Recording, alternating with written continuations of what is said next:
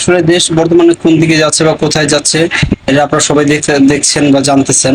দেশের যে বর্তমান প্রেক্ষাপট, এই প্রেক্ষাপটে আদৌ জাতীয় নির্বাচন হবে নাকি দেশের গৃহযুদ্ধের সূচনা হবে, সেই জিনিসটা এই মুহূর্তে বোঝা খুবই কঠিন অবস্থা পড়ে গেছে। যাই হোক, আসুন আমরা একটু সাংবাদিক আতিকুর রহমানের কথা শুনি। দর্শক সালাম, শুভেচ্ছা। আলোচনার মাঝখানে আমি আপনাদেরকে দুইটা খবরের দিকে নজর দিব। তার আগে দুটো জিনিস আমি আপনাদেরকে মনে করিয়ে দিই। আমাদের এর আগে যারা নিয়মিত দর্শক, আপনাদের দেখার কথা, আমরা গত কয়েকদিনে দুটি আলোচনা হেডলাইন করেছিলাম। একটাতে যে দেশের রাজনীতি কোন ভয়াবহ দিকে যাচ্ছে, এই এখন যে সিচুয়েশন, এই সিচুয়েশনের আগে আগে আজকে থেকে 4-5 দিন আগে যারা দেখেছেন আপনাদের মনে থাকার কথা। আরেকটা জায়গায় আমরা এই যখন পুরানো ঢাকার ভয়াবহ নৃশংস হত্যাকাণ্ডের পর আপনার বিএনপি নিয়ে রাজনীতিতে একটা ঝড় উঠেছে, বিএনপির উপরে যে ঝড়, নতুন ঝড় যাচ্ছে, সেই সময় আমরা প্রশ্ন তুলেছি এটা কি কোনো মেটিকুলাস ডিজাইনের অংশ কিনা। এবার ওই দুইটা খবরে একটু দেখেন। একটা খবরে নাহিদ ইসলাম, এনসিপির যিনি প্রধান, তিনি হঠাৎ করেই বলছেন যে এই কথাটা কিন্তু গত কিছুদিন শোনা যায়নি, বা নাহিদ ইসলামরা বিএনপিকে এই চোখে দেখছেন এটা বোঝা যায়নি। নাহিদ ইসলাম বলছেন মুজিববাদী সংবিধান টিকিয়ে রেখে বিএনপি চাঁদাবাজ ও মুজিববাদের পাহারাদার হিসেবে আবির্ভূত হয়েছে বলে অভিযোগ করেছেন এনসিপির আহ্বায়ক নাহিদ ইসলাম। তিনি বলেন দেশের মধ্যে বিভাজন সৃষ্টি করছে বাইরের শক্তি, দেশের বাইরের শক্তি দেশের মধ্যে বিভাজন তৈরি করছে। এর আগে জামাত ইসলামীও বলেছে যে পড়া শক্তিরা আওয়ামী লীগকে ভিন্ন কোনো অ্যাঙ্গেলে নির্বাচনে আনার জন্য চাপ তৈরি করেছে। গোলাম পরোয়ার বলেছে, এটা নিয়ে আমরা আলোচনা করেছিলাম। নাহিদ ইসলাম ঢাকার বাইরে তাদের যে পদযাত্রা চলছে সেখানে বলছে আগামী বাংলাদেশের রূপরেখা তৈরি করতে নাগরিক পার্টি মানুষের দ্বারে দ্বারে যাচ্ছে। তাদের অভিযোগ মাফিয়া সিস্টেমকে পাহারা দেওয়ার জন্য নতুন দলের আবির্ভাব হয়েছে। আমরা শুধু হাসিনার পতন চাইনি, ফেসিবাদী ব্যবস্থার বিলোপ চেয়েছি। আমাদের দেশের মধ্যে বিভাজন সৃষ্টি করছে বাইরের শক্তি, তাই বিদেশি শক্তির বিরুদ্ধে সবাইকে ঐক্যবদ্ধ হতে হবে। সুযোগটা কে করে দিচ্ছে?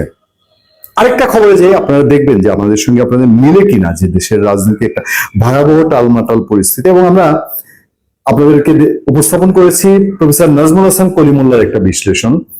আপনাদের মধ্যে যারা ওনাকে ফলো করেন বা ফলো করেন না, যতভাবেই বলেন তার তো একটা পলিটিক্যাল অ্যানালাইসিসের জায়গা তৈরি হয়েছে গত কয়েক বছরে। তিনি যে একটু বলছেন, আপনি যদি এটা বিশ্বাস করেন তাহলে কতটা ডেঞ্জারাস দিকে যাচ্ছে। যে এই মাসে টুঙ্গিপাড়ার বঙ্গবন্ধুর মাজারে, সেখানে বঙ্গবন্ধুর যে কবর রয়েছে সেইখানে আক্রান্ত হতে পারে, প্রয়াত রাষ্ট্রপতি জিয়াউর রহমানের কবর আক্রান্ত হতে পারে, এরকম কথাবার্তা তিনি বলছেন। তো সেইটার প্রেক্ষিতে মানবজমিনের একটা রিপোর্ট আমাদের সামনে আছে, যে দুইটি নিউজ বলেছিলাম, একটি শুনলেন, আরেকটিতে মানবজমিন হেডলাইনই করেছে সংকটে বাংলাদেশ, ইউনূস কি করবেন। এই গত কিছুদিনের ব্যাকগ্রাউন্ড তুলে একটা জায়গায় পত্রিকাটি 2-4টা লাইন লিখেছে, যে লাইনগুলো আমার কাছে খুব সিগনিফিকেন্ট মনে হয়েছে। তারা বলছে এই যে সিচুয়েশন এখন দেশে, এই সিচুয়েশনে শেখ হাসিনা হয়তো হাসছেন, আওয়ামী লীগ হয়তো দূরে বসে হাসছে, আর প্রশ্ন তুলেছে কারা মারলো ব্যবসায়ী সোহাগকে, পুরনো ঢাকার সেই ব্যবসায়ীকে পাথর দিয়ে। যে কোনো বিবেচনায় এটা নির্মম নিষ্ঠুর, গুটি কোথায় বসে সাজানো হয়েছিল তা নিয়ে রীতিমতো গবেষণা চলছে। এটা কি নিছক হত্যাকাণ্ড নাকি রাজনীতির নোংরা কোনো খেলার অংশ, সময়ই বলে দিলে। তবে ক্রমেই খোলাসা হচ্ছে, এখন তা স্পষ্ট, এখানে বিএনপির দায় আছে। 5 আগস্টের পর দরজা খুলে দিয়েছিল, ময়লা আবর্জনায় ডুবে গেছে দলটি।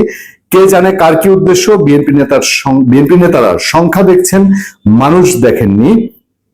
বলছি ত্যাগী আর সৎ মানুষের কথা। চাঁদাবাজার দখলবাজের দৌরাত্ম দেখে অনেকেই সতর্ক করেছিলেন, বিএনপির নেতারা তেমনটা আমলে নেননি।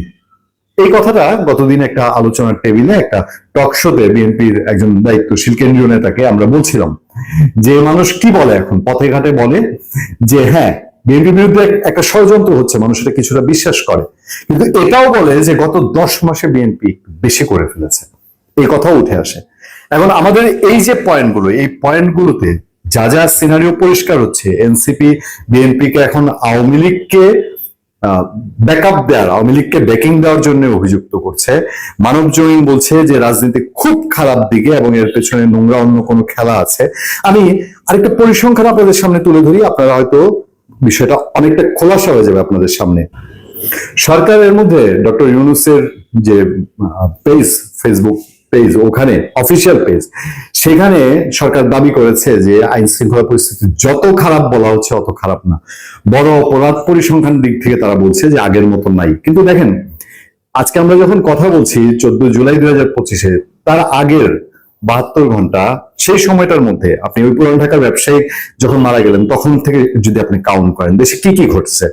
চাঁদপুরে মসজিদকে ইমামকে নবীর বিরুদ্ধে কটূক্তির অভিযোগে কোপানো হয়েছে। খুলনা যুবদলের বহিষ্কৃত নেতাকে গুলি করে রক্তে হত্যা করা হয়েছে। রংপুরে গঙ্গাচড়ায় গণধর্ষণের শিকার হয়েছে গৃহবধূ আত্মহত্যা। কক্সবাজারের একটা হোটেল থেকে 10 বছরের একটি শিশুকে ধর্ষণ করা অবস্থায় এক মাদ্রাসা শিক্ষক আটক। শ্যামলীতে ভোরবেলায় রীতিমতো সিসিটিভি ফুটেজের সামনে এক নাগরিকের জামা কাপড় পর্যন্ত ছিনতাই করে নিয়ে যাওয়া। উল্লাপাড়ায় অশ্লীল নাচের অভিযোগ তুলে পিকনিকের নৌকায় উঠে মানুষকে বেদম প্রহার। নড়াইলের ফুটবল খেলাকে কেন্দ্র করে কালিয়া উপজেলা একজনকে কুপিয়ে হত্যা। ব্লগার হত্যার বিচার চেয়ে আঁকা গ্রাফিতি মুছে সেখানে সাতিম বিরোধী দেয়াল লিখন, বেসিক্যালি আবার হত্যা করার থ্রেট লেখা। এই যে এই বিষয়গুলো মানুষকে ভাবনায় আনছে এবং প্রতিটা বিষয় অপরাধ, ক্রাইম, সেই ক্রাইম কিভাবে যেন এসে রাজনীতিতে জায়গা করে নিচ্ছে। বিএনপি নেতারা একদিকে বলছেন যে আপনারা আমাদেরকে এত অভিযুক্ত করছেন, এই যে ক্রাইম হচ্ছে সরকার কি করছে? সরকার কি তার রোল ঠিক মতো প্লে করছে? বোঝে না যে আমাদের উপরে শুধু এটাকে অ্যাটাক করা হয়েছে, এটা উদ্দেশ্যমূলক। বিএনপিকে আমরা কখনোই ছেড়ে কথা বলছি না, বিএনপির দোষ আমরা দোষের জায়গায় দোষই বলছি। বাট এই সবের আড়ালে দেশকে নিয়ে কোন ভয়াবহ খেলা আবার শুরু হলো? ধন্যবাদ সবাইকে, ভালো থাকবেন, সুস্থ থাকবেন। আপনাদের সাথে আমি আতিক রহমান পূর্ণিয়া।